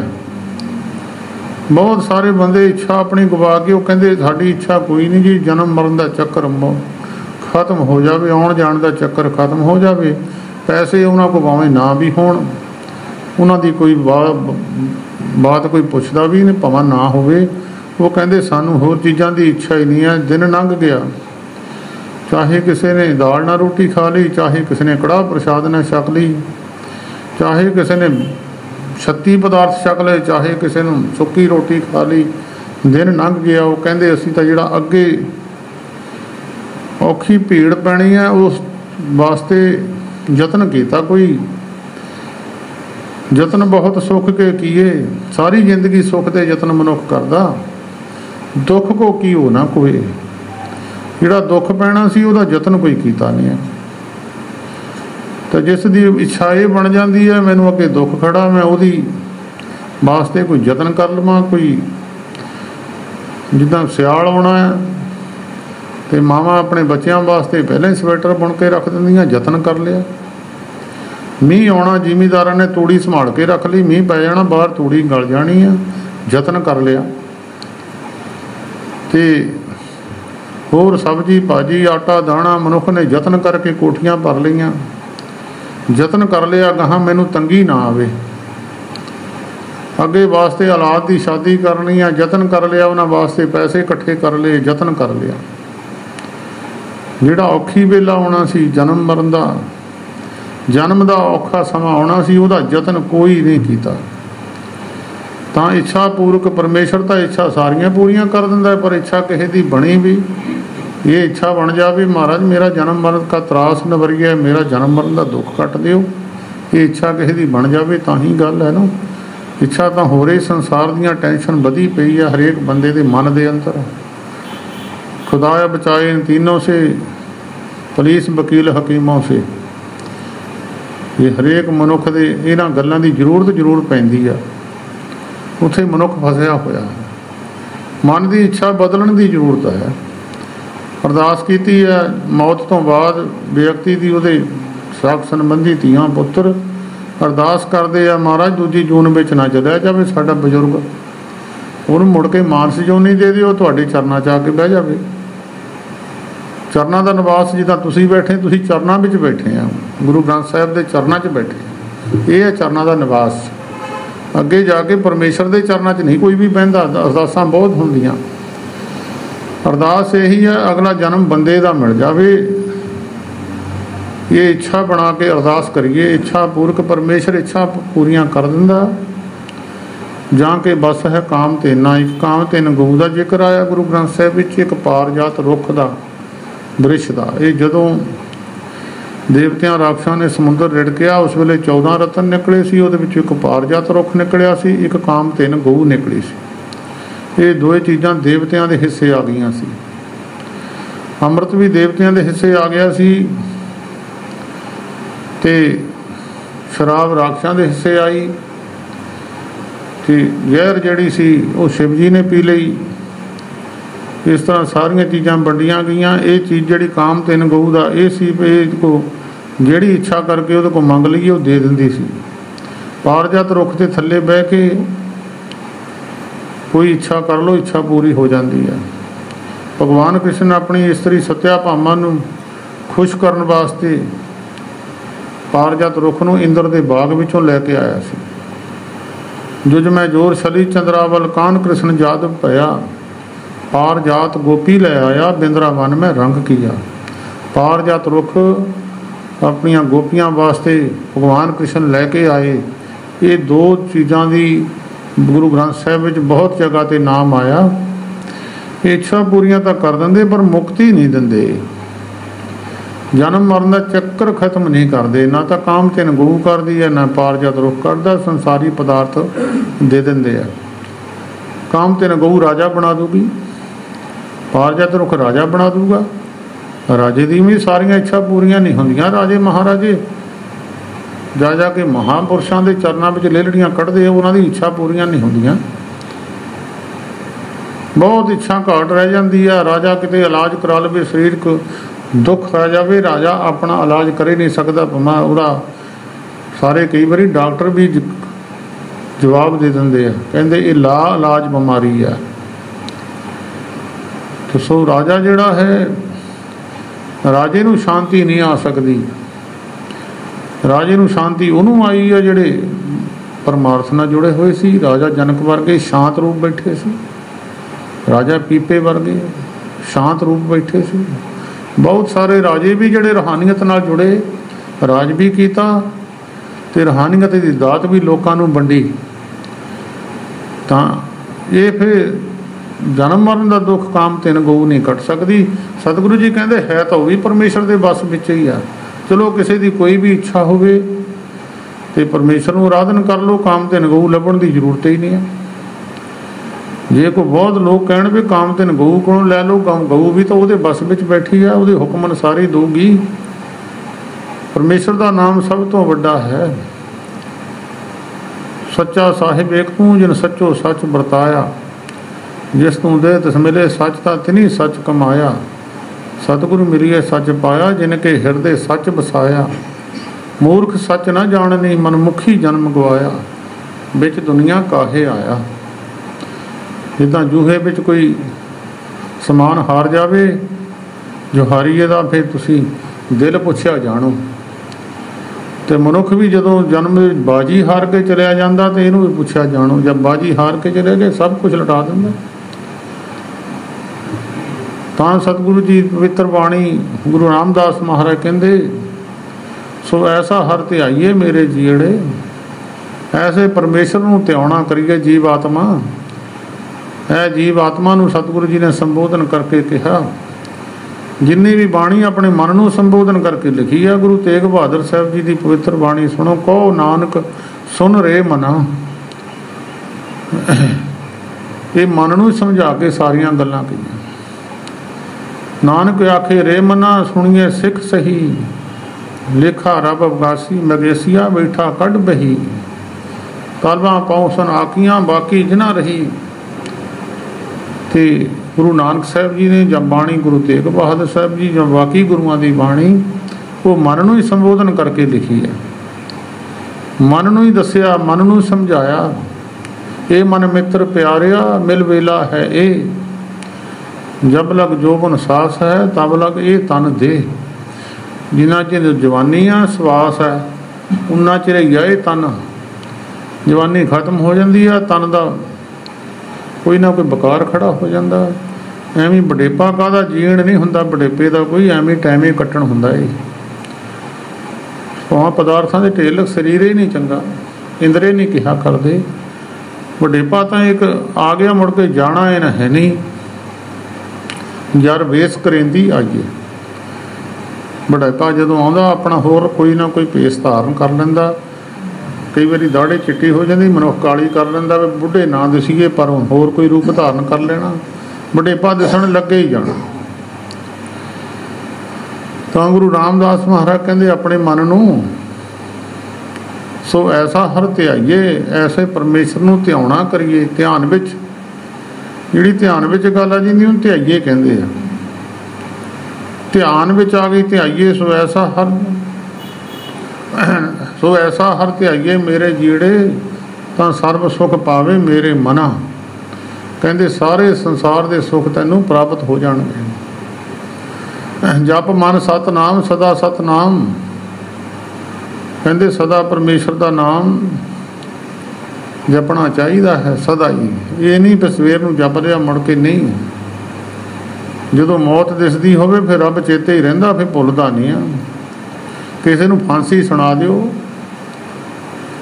ਤਾਂ ਉਹਨੂੰ ਫਿਰ ਪੁੱਛੋ ਵੀ ਆ ਤੇਰਾ 100 ਕਿੱਲਾ ਉਹਨੂੰ ਦੱਸਿਆ ਹੋਵੇ ਤੈਨੂੰ 4 ਦਿਨਾਂ ਨੂੰ ਫਾਂਸੀ ਦੇਣੀ ਆ, ਹੁਕਮ ਸੁਣਾਤਾ ਜਾਵੇ ਫਾਂਸੀ ਦਾ, ਉਹਨੂੰ ਕਹੇ ਤੇਰਾ 100 ਕਿੱਲਾ ਤੇਰਾ ਜ਼ਮੀਨ ਦਾ ਤੇ 2-4 ਕਰੋੜ ਰੁਪਈਆ ਜਮ੍ਹਾਂ ਪਿਆ, ਉਹ ਬੋਲੂਗਾ ਮੈਨੂੰ ਕੀ ਆਸਰਾ, ਮੈਂ ਕੀ ਕਰਨਾ, ਪਰਸੋਂ ਚੌਥ ਨੂੰ ਮੈਂ ਚਲੇ ਜਾਣਾ। ਜਿਹਨੂੰ ਮੌਤ ਦਿਸਦੀ, ਮੌਤ ਚੇਤੇ ਆ, ਉਹਨੂੰ ਰੱਬ ਵੀ ਚੇਤੇ ਆ। ਜਿਹਨੂੰ ਮੌਤ ਚੇਤੇ ਨਹੀਂ ਆ, ਮੌਤ ਭੁੱਲ ਜਾਂਦੀ, ਉਹਨੂੰ ਰੱਬ ਵੀ ਭੁੱਲ ਜਾਂਦਾ। ਮੌਤ ਹੀ ਇੱਕ ਐਸੀ ਹੈ, ਬੜੇ ਬੜੇ ਜਿਹੜੇ ਦੁਨੀਆ ਵਿੱਚ ਕਹਿੰਦੇ ਕਹਾਉਂਦੇ ਰਾਜੇ ਸੀ, ਉਹ ਵੀ ਸੰਸਾਰ ਵਿੱਚੋਂ ਚਲੇ ਗਏ। ਸ਼ੇਖ ਹਿਆਤੀ ਥਰ ਨਾ ਕੋਈ ਰਿਹਾ, ਜੇ ਤੇ ਆਸਣ ਹਾਂ ਬੈਸੇ ਕਿਤੇ ਬੈਸ ਗਿਆ। ਜਿੰਨੇ ਇੱਥੇ ਦੁਨੀਆ ਤੁਸੀਂ ਬੈਠੇ ਆ, ਪਤਾ ਨਹੀਂ ਕਿੰਨੀ ਕੁ ਦੁਨੀਆ ਇੱਥੇ ਬਹਿ ਕੇ ਚਲੀ ਗਈ ਆ, ਅੰਤ ਕੋਈ ਨਹੀਂ ਆ, ਗਿਣਤੀ ਕੀਤੀ ਨਹੀਂ ਜਾ ਸਕਦੀ। ਤੇ ਬੜੇ ਬੜੇ ਰਾਜੇ ਸਿਕੰਦਰ ਨੂੰ ਜਦੋਂ ਉਹਨੇ ਕਿਹਾ ਮੈਨੂੰ ਉੱਥੇ ਫੂਕਿਓ, ਮੇਰੀ ਉੱਥੇ ਸੰਸਕਾਰ ਕਰਿਓ ਜਿੱਥੇ ਕੋਈ ਕਿਸੇ ਦਾ ਸੰਸਕਾਰ ਨਾ ਕੀਤਾ ਹੋਵੇ। ਉਹਨੇ ਸਮੁੰਦਰ ਦਾ ਇੱਕ ਕਿਨਾਰਾ ਜਿਹਾ ਛੱਡਿਆ ਸੀ, ਸਮੁੰਦਰ ਨੇ ਪਿੱਛੇ ਨੂੰ ਹਟ ਗਿਆ, ਉੱਥੇ ਉਹਨੇ ਦੇਖਿਆ, ਸੰਸਕਾਰ ਕਰ ਦਿੱਤਾ। ਉਹਦੀ ਮਾਤਾ ਦੂਜੇ ਤੀਜੇ ਦਿਨ ਗਈ, ਮੈਂ ਪੁੱਤ ਸਿਕੰਦਰਾ ਮੈਂ ਤੈਨੂੰ ਮਿਲਣ ਵਾਸਤੇ ਆਈ ਹਾਂ। ਉੱਥੋਂ ਆਵਾਜ਼ ਆਈ, ਕਿਹੜੇ ਸਿਕੰਦਰ ਨੂੰ ਮਿਲਣ ਵਾਸਤੇ ਤੂੰ ਆਈ ਆ? ਉਹ ਕਹਿੰਦੀ ਜਿਹੜਾ ਮੇਰਾ ਪੁੱਤ ਸਿਕੰਦਰ ਇੱਥੇ ਸੰਸਕਾਰ ਕੀਤਾ, ਉਹਨੂੰ ਮਿਲਣ ਵਾਸਤੇ ਆਈ ਆ। ਉੱਥੋਂ ਆਵਾਜ਼ ਆਈ, ਮਾਤਾ ਇੱਥੇ 14 ਸਿਕੰਦਰ ਨਾਮ ਦੇ ਬੰਦੇ ਇਸੇ ਜਗ੍ਹਾ ਤੇ ਸੰਸਕਾਰ ਹੋਏ ਆ, ਤੂੰ ਆਪਣੇ ਪੁੱਤਰ ਦੀ ਨਿਸ਼ਾਨੀ ਦੱਸ ਕਿਹੜਾ। ਗਿਣਤੀ ਕੋਈ ਨਹੀਂ ਹੈ, ਜਿਸ ਧਰਤੀ 'ਤੇ ਅਸੀਂ ਬੈਠੇ ਹਾਂ ਇੱਥੇ ਗਿਣਤੀ ਕੋਈ ਨਹੀਂ, ਕਿੰਨੀ ਕੁ ਦੁਨੀਆ ਬਹਿ ਕੇ ਚਲੀ ਗਈ। ਸਾਤੋਂ ਬਾਅਦ ਵੀ ਆ ਕੇ ਬਹਿ ਜਾਣੇ ਆ, ਪਤਾ ਨਹੀਂ ਕਿਹੜਾ ਕਿਹੜਾ, ਪਤਾ ਨਹੀਂ ਕਿੰਨੇ ਜਨਮ ਲੱਗ ਗਏ, ਕਿੱਥੇ ਕਿੱਥੇ ਘੁੰਮਦੇ ਆਏ ਆ। ਜਪ ਮਨ ਸਤਨਾਮ, ਕਹਿੰਦੇ ਇਹ ਮਨ ਸਤਨਾਮ ਨੂੰ ਜਪਣਾ ਕਰ, ਪਰਮੇਸ਼ਰ ਨੂੰ ਜਪਣਾ ਕਰ, ਸਦਾ ਸਤਨਾਮ, ਸਦਾ ਹੀ ਪਰਮੇਸ਼ਰ ਦੇ ਸੱਚੇ ਨਾਮ ਨੂੰ ਜਪ। ਹਾਲਤ ਪਲਤ ਮੁਖ ਉਜਲ ਹੋਈ ਹੈ, ਹਾਲਤ ਤਾਂ ਪਲਤ, ਲੋਕ ਤਾਂ ਪਰਲੋਕ, ਵਿਚਾਲੇ ਸਮੁੰਦਰ ਹੈ, ਇੱਕ ਇੱਧਰ ਲੋਕ ਹੈ, ਇੱਕ ਪਰੇ ਲੋਕ ਆ। ਇੱਕ ਇਹ ਲੋਕ ਹੋ ਗਿਆ ਤੇ ਦੂਜਾ ਪਰੇ ਲੋਕ ਹੋ ਗਿਆ, ਪਰਲੋਕ ਹੋ ਗਿਆ। ਵਿੱਚ ਦੀ ਤਰਕੇ ਜਾਣਾ, ਲੋਕ ਪਰਲੋਕ ਤੇ ਹਲਤ ਪਲਤ ਵੀ ਉਹੀ ਆ। ਹਲਤ ਪਲਤ ਮੁੱਖ ਉਜਲ ਹੋਈ ਹੈ, ਇੱਥੇ ਵੀ ਲੋਕ ਉਹਨੂੰ ਸਤਿਕਾਰ ਦਿੰਦੇ ਆ ਜਿਹੜਾ ਪਰਮੇਸ਼ਰ ਦੇ ਨਾਮ ਦੇ ਨਾਲ ਜੁੜਿਆ ਹੈ। ਭਾਵੇਂ ਟੁੱਟੀ ਹੋਈ ਝੌਂਪੜੀ ਵਿੱਚ ਛੰਨ ਵਿੱਚ ਬੈਠਾ ਹੋਵੇ, ਰਾਜੇ ਮਹਾਰਾਜੇ ਆ ਕੇ ਛੰਨ ਦੇ ਵਿੱਚ ਹੀ ਮੱਥੇ ਟੇਕਦੇ ਆ। ਸੰਤ ਬਾਬਾ ਜਵਾਲਾ ਸਿੰਘ ਜੀ ਮਹਾਰਾਜ, ਉਹਨਾਂ ਨੂੰ ਦੇਖੋ ਜਾਂ ਛੰਨ ਹੈ ਇੱਕ, ਬੜੇ ਬੜੇ ਰਾਜੇ ਆ ਕੇ ਉੱਥੇ ਢੰਡੌਤਾਂ ਕਰਦੇ ਸੀ। ਮੁੱਖ ਉਜਲ ਇੱਥੇ ਵੀ ਉਹਨਾਂ ਦੇ ਮੁੱਖ ਉਜਲ ਹੈ। ਸੰਸਾਰ ਦੇ ਲੋਕ ਇੱਥੇ ਮਿਲਣ ਵਡਿਆਈਆਂ, ਦਰਗਾਹ ਮੋਖ ਦਵਾਰ, ਇੱਥੇ ਸੰਸਾਰ ਦੇ ਲੋਕ ਉਹਨਾਂ ਨੂੰ ਵਡਿਆਈਆਂ ਦਿੰਦੇ ਆ। ਜਿਨ੍ਹਾਂ ਅੰਤਰ ਹਿਰਦਾ ਸ਼ੁੱਧ ਹੈ, ਜਿਨ੍ਹਾਂ ਦਾ ਅੰਦਰ ਹਿਰਦਾ ਸਾਫ਼ ਹੋ ਗਿਆ, ਤਿਸ ਜਨ ਕੋ ਸਭ ਨਮਸਕਾਰੀ, ਉਹਨਾਂ ਨੂੰ ਸਾਰਾ ਸੰਸਾਰ ਨਮਸਕਾਰ ਕਰਦਾ। ਜਿਸ ਜਨ ਕੋ ਸਭ ਨਿਜਾ ਅੰਤਰ ਨਾਮ ਨਿਦਾਨ ਹੈ, ਤਿਸ ਜਨ ਕੋ ਹਉ ਬਲਿਹਾਰੀ, ਜਿਨ੍ਹਾਂ ਦੇ ਅੰਦਰ ਪਰਮੇਸ਼ਰ ਦਾ ਨਾਮ ਹੈ, ਉਹਨਾਂ ਦੇ ਸਤਿਗੁਰੂ ਗੁਰੂ ਗ੍ਰੰਥ ਸਾਹਿਬ ਬਲਿਹਾਰ ਜਾਂਦੇ ਆ। ਤਾਂ ਹਲਤ ਤਾਂ ਪਲਤ ਦੋਏ, ਕਹਿੰਦੇ ਜਦ ਪਰਮੇਸ਼ਰ ਦੇ ਨਾਮ ਨੂੰ ਜਪੂੰਗਾ ਇੱਥੇ ਵੀ ਵਡਿਆਈ ਮਿਲੂਗੀ, ਧਨ ਦੌਲਤ ਤੇਰੇ ਮਗਰ ਨੱਠੇ ਫਿਰਨਗੇ। ਨਵ ਨਿਧੀ 18 ਸਿੱਧੀ ਪਿੱਛੇ ਲੱਗੀਆਂ ਫਿਰੇ, ਜੋ ਹਰ ਹਿਰਦੇ ਸਦਾ ਵਸਾਏ। 9 ਨਿਧਾਂ 18 ਸਿੱਧਾਂ ਦੇ ਮਗਰ ਦੁਨੀਆ ਨੱਠੀ ਫਿਰਦੀ ਆ, ਨਾਮ ਜਪਣ ਵਾਲੇ ਦੇ ਮਗਰ ਇਹ ਨੱਠੇ ਫਿਰਦੇ ਆ। 9 ਨਿਧਾਂ 18 ਸਿੱਧਾਂ। ਗੁਰੂ ਅਮਰਦਾਸ ਮਹਾਰਾਜ ਦਾ ਬਚਨ ਹੈ, ਬ੍ਰਹਮ ਬਿੰਦਾ ਤਿਸਦਾ ਬ੍ਰਹਮਤ ਰਹੇ, ਏਕ ਸ਼ਬਦ ਲਿਵ ਲਾਏ। ਨਵ ਨਿਧੀ 18 ਸਿੱਧੀ ਪਿੱਛੇ ਲੱਗੀਆਂ ਫਿਰੇ, ਜੋ ਹਰ ਹਿਰਦੇ ਸਦਾ ਵਸਾਏ। ਪਰ ਬਿਨ ਸਤਿਗੁਰੂ ਨਾਉ ਨਾ ਪਾਈਏ, ਪਰਮੇਸ਼ਰ ਮਹਾਂਪੁਰਸ਼ ਦੇ ਮਿਲਾਪ ਤੋਂ ਬਿਨਾਂ ਨਾਮ ਪ੍ਰਾਪਤ ਨਹੀਂ ਹੁੰਦਾ। ਬੂਝੋ ਕਰ ਵਿਚਾਰ, ਨਾਨਕ ਪੂਰੇ ਭਾਗ ਸਤਿਗੁਰ ਮਿਲੇ, ਸੁਖ ਪਾਈ ਜੁਗ ਚਾਰ। ਵੱਡੇ ਭਾਗ ਹੋਣ ਕਿਸੇ ਐਡੇ ਮਹਾਤਮਾ ਦੇ ਮਿਲਾਪ ਹੋ ਜਾਵੇ, ਚਾਰੇ ਯੁੱਗਾਂ ਵਿੱਚ ਸੁਖ ਹੀ ਸੁਖ ਹੈ। ਹਲਤ ਪਲਤ ਮੁੱਖ ਉਜਲੋ, ਦਰਗਾਹ ਵਿੱਚ ਵੀ ਉਹਨਾਂ ਦਾ ਮੁੱਖ ਉਜਲਾ, ਦਰਗਾਹ ਵਿੱਚ ਵੀ ਜੈ ਜੈਕਾਰ। ਧਰਮ ਰਾਜਾ ਉਹਨਾਂ ਨੂੰ ਮੱਥੇ ਟੇਕਦਾ, ਮਹਾਰਾਜ ਧੰਨ ਹੋ, ਤੁਸੀਂ ਸਾਡੇ ਭਵਨ ਪਵਿੱਤਰ ਕਰ ਦਿੱਤੇ। ਨਾਮ ਤੇ ਆਇਨ ਸਾਜਨਾ, ਜਨਮ ਪਦਾਰਥ ਜੀਤ। ਨਾਨਕ ਧਰਮ ਐਸੇ ਚਵੇ, ਕੀਤੋ ਪਵਨ ਪਨੀਤ। ਧਰਮ ਰਾਜਾ ਉਹਨਾਂ ਨੂੰ ਮੱਥਾ ਟੇਕਦਾ, ਮਹਾਰਾਜ ਤੁਸੀਂ ਸਾਡੇ ਭਵਨ ਪਵਿੱਤਰ ਕਰ ਦਿੱਤੇ, ਵੱਡੀ ਕਿਰਪਾ ਕੀਤੀ ਹੈ। धर्म राजा भी खड़ा हो के उन्होंने मथे नमस्कारां करदा, कुर्सी छड्ड के परे हो जाता, क्योंकि धर्म राजा है हर का की आ सच्चा धर्म विचार। तो उन्होंने सच की विचार करने वास्ते, पाप पुण्य जीवां नूं सजा देण वास्ते, सुख देण वास्ते धर्म राजा बहालिया है। धर्म राजा महापुरुषां मोरे हुक्म दे अंदर चलदा, उन्हां दे हुक्म अंदर गुरबाणी दसदी है। भाई गुरदास जी ने अपनी पवित्र बाणी विच राजा जनक जी की जिहड़ी वार लिखी, उहदे विच राजा जनक जी मुताबक उन्हें लिखिया, भाई गुरदास जी ने धर्म राजे नूं आखिओ न सबना दी करबंद खलासी। धर्मराज नूं राजे जनक जी ने कहा 18 नरक जिन्ने जीव बैठे आ सारिਆਂ ਨੂੰ ਕੱਢ ਦੇ। बेनती करे धर्म राए हों सेवक ठाकर अविनाशी।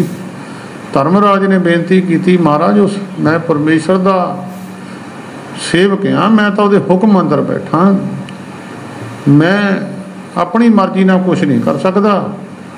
राजे जनक नूं धर्मराज ने कहा, महाराज जो मैनूं परमेश्वर कहूगा, जो तुसीं कहोगे मैं तो वही करना, तुसीं जो कहो मैं वही कर दूंगा।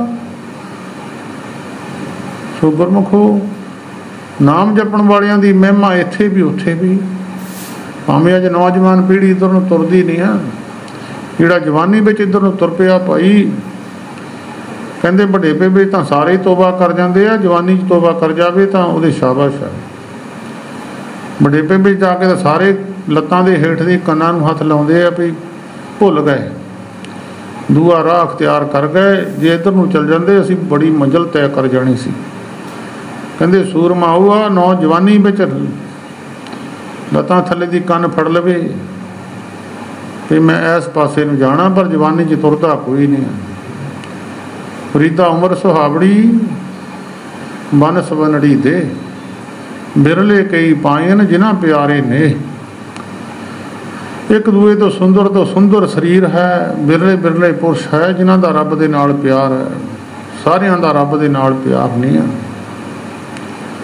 सगल पवन के नायिका एक सिन दर्श दगाए जी, एक सिन मैनू दर्शन दे दे। बाबा रविदास जी महाराज वचन करते हैं, कूप भरियो जैसे दादरा किस देश विदेश ना बूझ, ऐसे मेरा मन वेख्या बेमोहिया किस आरा पार ना सूझ। महाराज असीं तां खूह दे डड्डू मांगर, सानू तां इन्ना के समुंदर दीदा, साडी बिरती इत्थे क तक ही आ, साडी बिरती आ बात दूर तक नहीं है। तेरी दृष्टि तो सारे संसार के ब्रह्मंडा विच है, साडी दृष्टि जिन्ना क खूह है असीं कहने समुद्रे तो बड़ा कोई है ही नहीं है। सानू देश विदेश सानू की पता बाहर की हो रहा है। सो बिरले शरीर जिहड़े आ इधर नूं तुरदे आ, हलत पलत मुख उज्जल होई है। नित ध्याइए हर पुरख निरंजना, हर रोज़ परमेश्वर उस निरंकार नूं ध्याना करिए। जै हर सिमरन पया तै अपादगत कीनी, बडभागी हर जपना। उस परमेश्वर की गत संसार दे विचों ही मनुख गति नूं प्राप्त करके जाऊगा। जिदा सूत बिना कैसे मणि परोइए, हर हर बिन जीवी ने बोइए, तैसे साधु बिन अब गत जाइए। उस मनुख की गत हो जाती है। जै हर सिमरन पया ते अपाद गत कीनी, बडभागी हर जपना। बहुत वड्डे भाग होण, रब की कृपा होवे, साधु का मिलाप हो जाता, वो परमेश्वर का नाम जपण लग जाता। जिन्हां दे अंदर नाम जपण की खिच हुंदी है, वो जा जा के नाम दे जपण वालियां नूं पुछदे आ, मैनूं नाम जपण की जुगती दसो, मैं की जपिया करा, मैनूं कोई हुक्म करो। उन्हां दे वड्डे भाग है जिहड़े जा जा के पुछदे आ। एक नूं जाके भी महापुरुष कहते वो भी नहीं मनते, एक जा जा के पुछते, महाराज सानू कोई रस्ता दस दिओ, असीं किधर नूं जाइए, असीं भी भुले फिरदे आ। अन्ना बंदा किधर नूं जा सकता, उन्होंने कोई रस्ता दीदा ही नहीं है। हम अंधले अंध बिखे बिखराते, क्यों चाले गुर चाली, सतगुर दया करे सुख दाता, हम लावे आपन पाली। गुरसिख मीत चलो गुर चाली, जो गुर कहे सोई भल मानो, हर हर कथा निराली। अन्ने बंदे ने की करना, अन्ना बंदा की करूगा। वो तो किसी महापुरुष की संगत करके सजाखे का पल्ला फड़ लवे, अन्ना की करूगा, यह कर लवे, सजाखे का पल्ला फड़ लवे, वो जिथे सजाखा पहुँच जाना अन्ने ने उत्थे पहुँच जाना। सिर्फ वो मगर तुरन की गल है। ਜਨ ਨਾਨਕ ਕੋ ਗੁਰ ਇਹ ਮਤ ਦੇਨੀ। ਗੁਰੂ ਨਾਨਕ ਸਾਹਿਬ ਮਹਾਰਾਜ ਕਹਿੰਦੇ ਸਾਨੂੰ ਤਾਂ ਗੁਰੂ ਨੇ ਇਹ ਮਤ ਦਿੱਤੀ ਆ, ਜਪ ਹਰ ਭਵਜਲ ਤਰਨਾ। ਪਰਮੇਸ਼ਰ ਨੂੰ ਜਪੋਗੇ ਭਵਜਲ ਤਰ ਜਾਓਗੇ। ਭਵਜਲ ਹੈ ਸਮੁੰਦਰ, ਸਮੁੰਦਰ ਵਿੱਚ ਮਰਿਆ ਬੰਦਾ ਤਰਦਾ, ਜੀਂਦਾ ਬੰਦਾ ਤਰਦਾ ਨਹੀਂ ਹੈ। ਛੋਟੀ ਨਹਿਰ ਨੂੰ, ਸੂਏ ਨੂੰ, ਦਰਿਆ ਨੂੰ ਕੋਈ ਤਰ ਕੇ ਲੰਘ ਜੂਗਾ, ਇਹ ਮਾਮੂਲੀ ਗੱਲ ਹੈ। ਸਮੁੰਦਰ ਨੂੰ ਤਰਨਾ ਬੜਾ ਔਖਾ। ਸਮੁੰਦਰ ਵਿੱਚ ਬੰਦਾ ਜੀਂਦਾ ਛਾਲ ਮਾਰ ਦੇਵੇ ਮਰ ਜਾਂਦਾ। ਜਦੋਂ ਉਹਦੀ ਮੌਤ ਹੋ ਜਾਂਦੀ ਹੈ, ਉਹ ਲਾਸ਼ ਪਾਣੀ ਦੇ ਉੱਪਰ ਤਰਨ ਲੱਗ ਜਾਂਦੀ, ਮਰਿਆ ਬੰਦਾ ਤਰਨ ਲੱਗ ਜਾਂਦਾ। ਮਰੇ ਬੰਦੇ ਦੀ ਨਿਸ਼ਾਨੀ ਆ, ਉਹਦੀ ਵਡਿਆਈ ਕਰੀ ਜਾਓ, ਉਹਦੀ ਨਿੰਦਿਆ ਕਰੀ ਜਾਓ, ਉਹ ਬੋਲਦਾ ਹੀ ਨਹੀਂ, ਕਹਿੰਦਾ ਹੀ ਕੁਛ ਨਹੀਂ ਹੈ। ਮਰੇ ਬੰਦੇ ਦੇ ਸੋਹਣੇ ਸੋਨਾ ਮਿੱਟੀ ਰੱਖਦੇ ਹੋ, ਕੋਈ ਉਹਨੂੰ ਪਰਵਾਹ ਨਹੀਂ ਹੈ। ਸੋਨਾ ਹੋਵੇ ਲੋਹਾ ਹੋਵੇ, ਕੋਈ ਦੀ ਕੋਈ ਬਾੜੀ ਪਰਵਾਹ ਨਹੀਂ ਕਰਦਾ। ਮਰੇ ਹੋਏ ਬੰਦੇ ਨੂੰ ਰਾਜਾ ਆ ਜਾਵੇ, ਰਾਜਾ ਕਹਿ ਦੇਵੇ ਕੁਛ, ਜਾਂ ਕੰਗਾਲ ਕਹਿ ਦੇਵੇ, ਉਹ ਰਾਜੇ ਦੇ ਆਏ ਤੇ ਉੱਠ ਕੇ ਖੜਦਾ ਨਹੀਂ। ਕੰਗਾਲ ਨੂੰ ਦਬਕਾ ਨਹੀਂ ਮਾਰਦਾ, ਕਿਸੇ ਨੂੰ ਕੁਛ ਨਹੀਂ ਕਹਿੰਦਾ। ਇਹ ਸੰਤ ਬਾਬਾ ਜਵਾਲਾ ਸਿੰਘ ਜੀ ਮਹਾਰਾਜ ਨੇ ਇੱਕ ਵਾਰੀ ਕਿਸੇ ਨੇ ਕਿਹਾ, ਮਹਾਰਾਜ ਸਾਡੇ ਨਾਲ ਚਲੋ, ਦੁਕਾਨ ਕੱਪੜੇ ਦੀ, ਚਲੋ ਸਾਡੇ ਨਾਲ, ਜਿੱਦਾਂ ਦਾ ਕੱਪੜਾ ਤੁਸੀਂ ਚੰਗਾ ਤੁਹਾਨੂੰ ਲੱਗੇ ਉੱਦਾਂ ਦਾ ਸਵਾ ਦਈਏ। ਮਹਾਂਪੁਰ ਕਹਿਣ ਲੱਗੇ, ਉਹ ਗੁਰਮੁਖਾਂ ਕਦੀ ਮੁਰਦਾ ਵੀ ਕਹਿੰਦਾ ਹੁੰਦਾ ਮੈਨੂੰ ਇੱਦਾਂ ਦਾ ਕੱਪੜਾ ਸਮਾ ਦਿਓ, ਮੁਰਦੇ ਨੂੰ ਜਿੱਦਾਂ ਦਾ ਮਰਜ਼ੀ ਪਾ ਦਿਓ। ਮੁਰਦੇ ਨੂੰ ਨਹੀਂ ਕੋਈ ਮਤਲਬ ਹੈ। ਜੀਂਦੇ ਪੁਰਸ਼ ਨੂੰ ਨੱਕ ਰੱਖਣਾ ਵੀ ਜੀਂਦੇ ਪੁਰਸ਼ ਦਾ ਕੰਮ ਹੈ। ਮੇਰਾ ਸਮਾਜ ਵਿੱਚ ਨੱਕ ਰਹਿ ਜਾਵੇ, ਇਹ ਨੱਕ ਦਾ ਹੀ ਰੌਲਾ ਪਿਆ ਹੋਇਆ ਸਾਰੇ। ਫਿਰ ਰੱਬ ਦੀ ਪਰਵਾਹ ਨਹੀਂ ਕਰਦੇ, ਨੱਕ ਦੇ ਰੌਲੇ ਨੂੰ ਲੈ ਕੇ ਬਹਿ ਜਾਂਦੇ। ਸਾਨੂੰ ਕੋਈ ਐ ਨਾ ਕਹਿ ਦੇਵੇ, ਐ ਨਾ ਕਹਿ ਦੇਵੇ, ਕੋਈ ਗਰੀਬ ਨਾ ਸਾਨੂੰ ਕਹਿ ਦੇਵੇ ਵੀ ਗਰੀਬ ਹੈ। ਅਤੇ ਬਹੁਤ ਸਾਰੀਆਂ ਗੱਲਾਂ ਪੱਖੋਂ ਪਰੋਖੇ ਕਰ ਜਾਂਦੇ ਲੋਕ ਸਮਾਜ ਵਿੱਚ ਨੱਕ ਰੱਖਣ ਵਾਸਤੇ ਹੀ। ਗੁਰੂ ਭਾਵੇਂ ਦੂਸਰੇ ਪਾਸੇ ਰਹਿ ਜਾਵੇ, ਗੁਰੂ ਭਾਵੇਂ ਦੂਰ ਰਹਿ ਜਾਵੇ, ਸੰਸਾਰ ਦੀ ਪਰਵਾਹ ਕਰਨੀ, ਰੱਬ ਦੀ ਪਰਵਾਹ ਕਰਨੀ ਕੋਈ ਨਹੀਂ ਹੈ। ਜਨ ਨਾਨਕ ਕੋ ਗੁਰ ਇਹ ਮਤ ਦੇਨੀ। ਗੁਰੂ ਨਾਨਕ ਸਾਹਿਬ ਕਹਿੰਦੇ ਮੈਨੂੰ ਤਾਂ ਗੁਰੂ ਨੇ ਇਹ ਮਤ ਦਿੱਤੀ ਆ। ਪਰਮੇਸ਼ਰ ਦਾ ਨਾਮ ਜਪੋਗੇ ਭਵਜਲ ਨੂੰ ਤਰ ਜਾਓਗੇ, ਸੰਸਾਰ ਸਮੁੰਦਰ ਨੂੰ ਤਰ ਜਾਓਗੇ। ਮਾਤ ਗਰਭ ਮੈਂ ਆਪਣ ਸਿਮਰਨ ਦੇ ਤਹਿ ਤੁਮ ਰਾਖਣ ਹਾਰੇ, ਪਾਵਕ ਸਾਗਰ ਅਥਾਹ ਲਹਿਰ ਮੈਂ ਤਾਰੋ ਤਾਰਨ ਹਾਰੇ। ਐਸੇ ਸਮੁੰਦਰ ਵਿੱਚੋਂ ਤਰ ਜਾਣਾ ਮਹਾਂਪੁਰਸ਼ਾਂ ਦੀ ਸੰਗਤ ਤੋਂ ਬਿਨਾਂ ਤਰਦਾ ਨਹੀਂ ਹੈ। ਕਦੀ ਮਨੁੱਖ ਆਪਣੇ ਆਪ ਨਹੀਂ ਮਰਦਾ, ਜੇ ਆਪਣੇ ਆਪ ਮਰੂਗਾ ਤਾਂ ਆਤਮ ਹੱਤਿਆ ਹੋਊਗੀ। ਮਹਾਂਪੁਰਸ਼ ਕੋਈ ਤੀਰ ਮਾਰ ਦੇਵੇ, ਮਰੇ ਹੋਏ ਦੀ ਨਿਸ਼ਾਨੀ ਹੈ। ਜਿਹੜੇ ਤੀਰ ਵੱਜ ਜਾਂਦਾ ਮਹਾਂਪੁਰਸ਼ ਦਾ, ਉਹ ਜਿਉਂਦਾ ਰਹਿੰਦਾ ਨਹੀਂ। ਕਬੀਰ ਸਤਿਗੁਰ ਸੂਰਮੇ ਵਾਇਆ ਬਾਣ ਜੋ ਏਕ, ਲਾਗਤ ਹੀ ਭੋਏ ਗਰ ਪਰਾ ਪਰਾ ਕਰੇ ਜੇ ਸ਼ੇਖ। ਗਿਆਨ ਦੀ ਗੱਲ ਇੱਕੋ ਹੀ ਦੱਸਣੀ ਹੈ, ਗਿਆਨ ਅੰਦਰ ਇੱਕੋ ਵਾਰੀ ਬਹਾਲ ਦੇਣਾ, ਉਹਦੇ ਨਾਲ ਮਨੁੱਖ ਫਿਰ ਕਿਤੇ ਜਾਣ ਜੋਗਾ ਰਹਿੰਦਾ ਹੀ ਨਹੀਂ ਹੈ। ਜਿਹੜਾ ਮਹਾਂਪੁਰਸ਼ ਦੀ ਸੰਗਤ ਕਰ ਜਾਵੇ ਨਾ, ਕਿਸੇ ਪੂਰਨ ਮਹਾਂਪੁਰਖ ਦੀ, ਉਹਨੂੰ ਸੰਸਾਰ ਦੇ ਸੁੱਖ ਸਵਾਦ, ਸੰਸਾਰ ਦੀ ਮਾਣ ਵਡਿਆਈ, ਉਹ ਇਹਨਾਂ ਗੱਲਾਂ ਤੋਂ ਫਿਰ ਪਰੇ ਹੋ ਜਾਂਦਾ। ਫਿਰ ਉਹ ਇਹਨਾਂ ਗੱਲਾਂ ਦੀ ਪਰਵਾਹ ਨਹੀਂ ਕਰਦਾ, ਫਿਰ ਉਹ ਸੰਸਾਰ ਦੇ ਭਵ ਸਾਗਰ ਨੂੰ ਤਰ ਜਾਂਦੇ ਆ। ਸੋ ਇਸ ਕਰਕੇ ਮਾਤਾ ਗੁਰਮੀਤ ਕੌਰ ਪਿਛਲੇ ਸਮੇਂ ਵਿੱਚ ਆਪਣਾ ਸਰੀਰ ਤਿਆਗ ਕੇ, ਭਾਵੇਂ ਸਾਰਾ ਨਗਰ ਬਾਬਾ ਜਵਾਲਾ ਸਿੰਘ ਜੀ ਮਹਾਰਾਜ ਦੇ ਚਰਨਾਂ ਦੇ ਸੇਵਕ ਨੇ, ਬਹੁਤ ਸਾਰੇ ਪਰਿਵਾਰ ਇਸ ਨਗਰ ਵਿੱਚ ਹੈ, ਤਾਂ ਸਾਰਾ ਹੀ ਨਗਰ ਤਕਰੀਬਨ ਉਹਨਾਂ ਦੇ ਮਹਾਂਪੁਰਸ਼ਾਂ ਨੂੰ ਨਮਸਕਾਰ ਹੀ ਕਰਦੇ ਆ। ਪਰ ਬਹੁਤ ਜ਼ਿਆਦਾ ਸੇਵਾ ਕਰਨ ਵਾਲੇ ਥੋੜ੍ਹੇ ਪਰਿਵਾਰ ਨੇ ਇਸ ਨਗਰ ਵਿੱਚ, ਜਿਹੜੇ ਮਹਾਂਪੁਰਸ਼ਾਂ ਦੀ ਸੇਵਾ ਤਨ ਮਨ ਨਾਲ ਕਰਦੇ ਆ। ਸੋ ਸਾਨੂੰ ਵੀ ਨਗਰ 'ਤੇ ਮਾਣ ਹੈ। ਜਦੋਂ ਕਦੀ ਸੇਵਾ ਦੀ ਜ਼ਰੂਰਤ ਪਵੇ ਤਾਂ ਤਕਰੀਬਨ ਸਾਰੇ ਨਗਰ ਦੇ ਨੌਜਵਾਨ ਜਿਹੜੇ ਆ, ਉਹ ਸੇਵਾ ਬਾਬਾ ਜਵਾਲਾ ਸਿੰਘ ਜੀ ਦੀ, ਪਰਮੇਸ਼ਰ ਦੀ ਸੇਵਾ ਸਮਝ ਕੇ ਕਰਦੇ ਆ, ਲਾਹਾ ਪ੍ਰਾਪਤ ਕਰ ਜਾਣਗੇ। ਸੋ ਉਹ ਮਾਤਾ ਜੀ ਦੀ ਅਰਦਾਸ ਕੀਤੀ ਹੈ, ਪਰਿਵਾਰ ਵੱਲੋਂ ਸਹਿਜ ਪਾਠ ਪ੍ਰਾਰੰਭ ਕਰਾਏ ਸੀ, ਕਿਉਂਕਿ ਸਾਲ ਬਾਅਦ ਇਸੇ ਕਰਕੇ ਕਰੀਦਾ ਇਹ ਕਿ ਉਹ ਜਿਹੜੀ ਆਤਮਾ ਗਈ ਹੈ ਉਹ ਸਾਲ ਬਾਅਦ ਪੇਸ਼ ਕੀਤੀ ਜਾਂਦੀ ਹੈ ਧਰਮਰਾਜ ਦੇ। ਕਿਉਂਕਿ ਦੇਵਤਿਆਂ ਦਾ ਇੱਕ ਰਾਤ ਹੈ, ਸਾਡਾ 6 ਮਹੀਨੇ ਬੀਤ ਜਾਂਦੇ ਆ। ਉਹਨਾਂ ਦਾ ਇੱਕ ਦਿਨ ਹੈ, ਸਾਡੇ 6 ਮਹੀਨੇ ਬੀਤ ਜਾਂਦੇ। ਉਹਨਾਂ ਦਾ ਦਿਨ ਰਾਤੇ ਬੀਤਣਾ ਤੇ ਸਾਡਾ ਸਾਲ ਬੀਤ ਜਾਣਾ। ਇਸ ਤਰ੍ਹਾਂ ਇਹਨੂੰ ਲੰਮੀ ਲੜੀ ਹੈ। ਉਹਦੇ ਤੋਂ ਬ੍ਰਹਮਾ ਦਾ ਦਿਨ ਹੈ, ਉਹ ਤੋਂ ਵਿਸ਼ਨੂੰ ਦਾ ਦਿਨ ਹੈ। ਲੰਮੇ ਚੌੜੇ ਫਿਰ ਇਹਨਾਂ ਦੇ ਅੱਗੇ ਸਵਾਲ ਜਵਾਬ ਨੇ। ਦਾਸ ਨੂੰ ਇਹਨਾਂ ਬਹੁਤੇ ਲੰਮੇ ਗਿਆਨ ਵਿੱਚ ਜਾਣ ਦੀ ਜ਼ਰੂਰਤ ਵੀ ਨਹੀਂ, कि ਤੁਹਾਨੂੰ ਵੀ ਉਹਦੇ ਵਿੱਚੋਂ ਕੋਈ ਲਾਭ ਨਹੀਂ ਪ੍ਰਾਪਤ ਹੋਣਾ। ਲਾਹਾ ਤਾਂ ਇਹੀ ਹੈ ਕਿ ਆਪਾਂ ਉਹ ਸਾਲ ਬਾਅਦ ਗੁਰੂ ਦੇ ਚਰਨਾਂ 'ਚ ਅਰਦਾਸ ਕਰ ਦਈਏ, ਸੱਚੇ ਪਾਤਸ਼ਾਹ ਜੀਵ ਆਤਮਾ ਤੁਹਾਡੇ ਪੇਸ਼ ਹੋਣੀ ਆ, ਕਿਰਪਾ ਕਰਕੇ ਉਹਨੂੰ ਦੂਜੀ ਜੂਨ 'ਚ ਨਾ ਦੇ ਭੇਜ ਦਿਓ ਕਿਤੇ। ਠੀਕ ਹੈ, ਜੀਵਨ ਯਾਤਰਾ ਕਰਦਿਆਂ ਮਨੁੱਖ ਕਈ ਭੁੱਲਾਂ ਕਰ ਜਾਂਦਾ, ਗਲਤੀਆਂ ਹੋ ਜਾਂਦੀਆਂ। ਸੱਚੇ ਪਾਤਸ਼ਾਹ ਪਰਮੇਸ਼ਰ ਬਖਸ਼ਣਹਾਰ ਹੈ। ਨਗਰ ਦੀ ਪੰਚਾਇਤ ਚਲੇ ਜਾਵੇ, ਕੋਈ ਜ਼ਿਆਦਾ ਬੰਦਾ ਫਸਿਆ ਹੋਵੇ, ਸਰਕਾਰੀ ਦਰਬਾਰੇ ਮੰਨ ਜਾਂਦੇ ਆ ਪੰਚਾਇਤ ਨੂੰ, ਕਹਿੰਦੇ ਜੀ ਛੱਡ ਦਿਓ ਮਹਾਰਾਜ ਗਲਤੀ ਕਰ ਗਿਆ। ਪੰਚਾਇਤ ਦਾ ਕਿਹਾ ਮੰਨ ਕੇ ਸਰਕਾਰੀ ਦਰਬਾਰੇ ਅਫਸਰ ਵੀ ਛੱਡ ਦਿੰਦੇ ਆ। ਇਸ ਤਰ੍ਹਾਂ ਸਾਰੇ ਸਾਖ ਸੰਬੰਧੀ ਇਕੱਠੇ ਹੋ ਕੇ ਗੁਰੂ ਅੱਗੇ ਅਰਦਾਸ ਕੀਤੀ ਆ, ਅਗਲਾ ਜਨਮ ਮਾਨਸ ਜੋਨੀ ਮਿਲ ਜਾਵੇ, ਗੁਰੂ ਕਿਰਪਾ ਕਰੇ ਮੁੜ ਕੇ ਫਿਰ ਤੁਹਾਡੇ ਵਿੱਚ ਆ ਕੇ ਬੈਠ ਜਾਵੇ, ਗੁਰੂ ਦੇ ਚਰਨਾਂ 'ਤੇ ਵੀ ਬੈਠ ਜਾਵੇ। ਇਹੀ ਅਰਦਾਸ ਮਨੁੱਖ ਦਾ ਇਹੀ ਲਾਭ ਹੈ, ਮਨੁੱਖ ਦਾ, ਮਨੁੱਖ ਜਾਤੀ ਦਾ, ਮਨੁੱਖ ਜੀਵਨ ਦਾ। ਪਸ਼ੂਆਂ ਵਿੱਚ ਇਹ ਗੱਲ ਨਹੀਂ ਹੈ। ਪਸ਼ੂਆਂ ਨੂੰ ਕੀ ਪਤਾ ਕਿੱਥੇ ਚਲੇ ਗਿਆ ਸਾਡੇ ਨਾਲ ਦਾ, ਉਹਨਾਂ ਨੂੰ ਕੀ ਪਤਾ। ਨਾ ਉਹ ਕਹਿ ਸਕਦੇ, ਅਰਦਾਸ ਕਰ ਸਕਦੇ, ਨਾ ਆਪਣੀ ਨਾ ਕਿਸੇ ਦੀ।